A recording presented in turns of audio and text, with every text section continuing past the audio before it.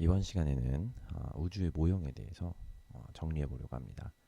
우리가 지난 시간에 모든 모형에서 현재 팽창 속도는 같다는 걸 살펴봤습니다.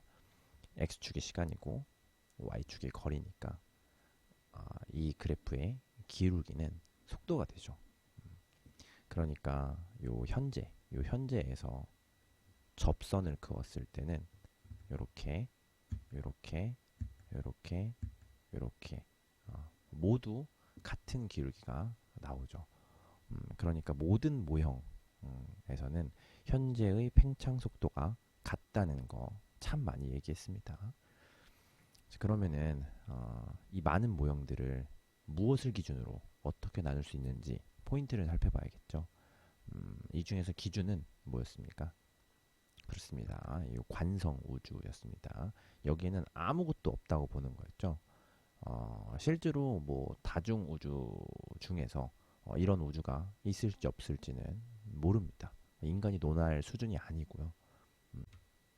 다만 이론적으로 아무것도 없다고 한다면 처음 이 공간이라는 것을 밀어줬던 빅뱅의 힘에 의해 요 관성적으로 등속 직선 운동을 하면서 팽창하는 그런 우주가 가능하다는 말인 거죠. 그런데 우리가 사는 세상에 물질이 없진 않죠. 그렇기 때문에 우리 상식으로는 중력에 의해서 반드시 감속해야 됩니다. 그죠? 그러면 이 기울기보다 무조건 안쪽으로 들어올 거예요. 이렇게 안쪽으로. 그렇죠? 안쪽으로 들어올 겁니다. 감속. 자, 요게 평탄한 우주였죠. 요게 평탄한 우주. 이게 평탄한 우주니까 임계 밀도랑 똑같았죠. 현재 우주 밀도가. 그래서 쭉 가다가 보면은 이렇게 평평하게, 그러니까 0으로 수렴하게 된다라는 그런 그래프였습니다. 얘보다 빡빡한 우주에서는 요렇게 됐어요. 얘보다 빡빡하니까 기울기가 마이너스. 그래서 수축해서 닫히는 우주가 되는 거. 얘보다 좀 널널하면은 이렇게 열린 우주가 되는 거였어요. 기울기가 감소는 하지만 얘는 0으로 수렴하지 않는 열린 우주가 되는 겁니다. 이렇게 세상에 물질만 존재한다고 한다면 무조건 요 관성 우주보다는 이렇게 안쪽으로 휘어져서 감속해야 됩니다. 그래서 과학자들은 확신을 했죠. 이거밖에 안 되는데? 무조건이잖아. 야, 이거 말고 가능하겠어? 그러고 나서 원AE형 초신성을 관측을 했었죠. 그랬더니 그 결과가 어땠나요? 그렇죠. 가속 팽창을 하게 됐습니다. 그러다 보니까 이제 더 이상 물질에 의한 중력만 논할 수는 없게 되어 버려서 등장한 에너지가 바로 뭐였습니까? 그렇습니다. 암흑 에너지입니다. 자, 그러면은 우리는 이 그래프에서 무엇을 더 알아야 될까요? 바로 각 모형별로 우주의 나이입니다. 나이. 여러분들 나이라는 거는 지금까지 살아온 시간을 의미합니다. 그러니까 미래는 나이에 포함이 안 되겠죠. 그러니까 과거부터 현재까지가 나이가 될 겁니다. 자, 그러면은 이 친구 같은 경우에는 언제부터 언제까지가 나이가 되나요? 그렇습니다. 여기서부터 여기까지. 은하 사이 거리가 제로인 순간부터 경과한 시간만큼 요게 우주의 나이가 되겠네요. 자, 그럼 여기서 보너스로 더 이야기할 수 있는 게 있습니다. 자, 이 모형은 잘 생각해 봐봐요. 이 모형은 과거에 우주가 빠르게 팽창했다고 보는 걸까요? 느리게 팽창했다고 보는 걸까요?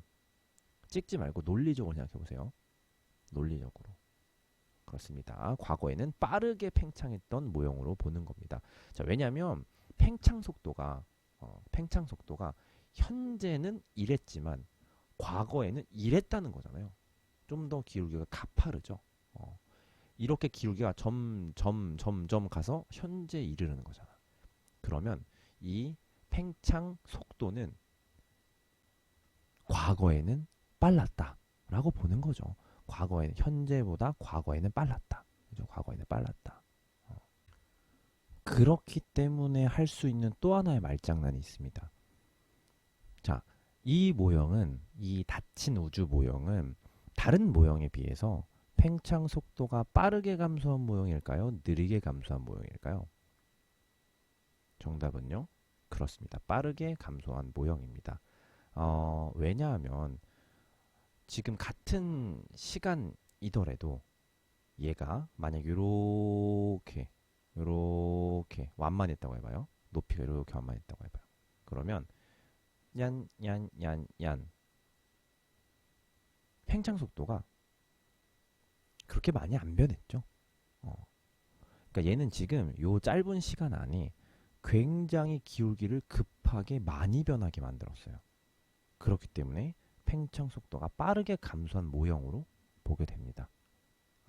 이런 말장난들이 좀 난무할 거예요. 이 파트에서는. 그러니까 문제 풀 때는 정신 바짝 차리고 실수하는 일이 없었으면 좋겠습니다. 자, 이 정도 봤으면은 얘는 우주의 나이가 요 정도, 얘는 요 정도, 그리고 얘는 요 정도 될 테니까 물음은 요거 하나죠. 가장 우주의 나이가 많은 모델이 무엇이냐? 그러면 그렇습니다. 가속 팽창 모델입니다. 라고 이야기하면 됩니다. 이거를 외워서 대답하면 안 됩니다. 철저하게 이과생은 데이터를 기반으로 논리적인 답만을 인정을 합니다. 오케이, 그럼 이제 마지막 이슈가 남았네요. 마지막 이슈.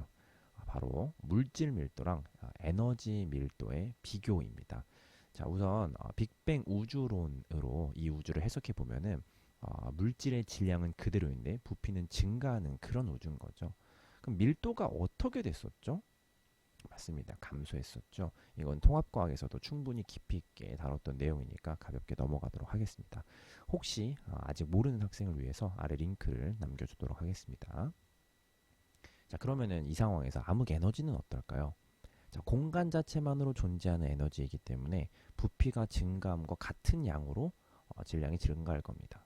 질량이란 얘기가 좀 웃기긴 하지만 밀도 자체가 부피분의 질량인데 부피가 늘어난 만큼 위에 있는 분자도 늘어난다는 얘기입니다. 그러면 똑같은 양으로 늘어난다면 밀도는 일정하게 유지되겠네요. 암흑 에너지를. 그러면 이거를 그래프로 그려보려고 하는 겁니다. 자, 어떤 그래프인가 하면은 자, x축은 시간입니다. 똑같이. 근데 y축을 요 밀도로 놓고 우리는 요 순서를 잘 알고 있죠. 뭐가 제일 적고 뭐가 제일 많은지. 자, 요런 순서인데 자, 기본적으로 물질은 아까 어떻다 그랬어요? 밀도가 점점 감소한다고 했습니다. 밀도가 감소한다. 그래서 이렇게 그릴 수 있습니다. 맞죠? 밀도라는 건 부피분의 질량인데 빅뱅으로 인해서 부피가 증가합니다. 근데 물질은 우주 초창기에 있었던 물질들이 막 새로 더 생겨나거나 그러지 않고 걔네들끼리 뭐 이렇게 막 상호작용하고 그런 것 뿐이지 물질이라는 것은 질량은 일정했을 것이다. 그렇기 때문에 밀도는 감소할 것이다. 이 얘기입니다. 그리고 암흑 에너지는 어땠습니까? 네, 암흑 에너지는 공간에 의한 에너지라서 밀도가 그렇습니다. 일정합니다. 일정. 부피도 증가하고 무엇인지 모르겠지만 그 양도 같이 증가하니까 그렇게 되겠습니다. 좋습니다. 그러면은 얘네둘은 인력을 유발하고 얘는 청력을 유발하잖아요. 그러니까 어떤 특정한 지점을 기준으로 이렇게 양쪽으로 나눠볼 수 있겠네요. 그래서 이 그래프에서 물어보는 건 그거예요. 자, 얘는 가속 팽창입니까? 감속 팽창입니까를 물어봐요. 자, 이쪽은 지금 중력, 그러니까 인력이 좀 더 우세하죠.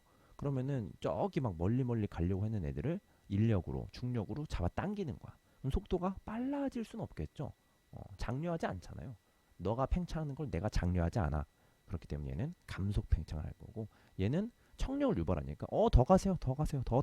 그러니까 가속 팽창하는 시기로 본다는 겁니다.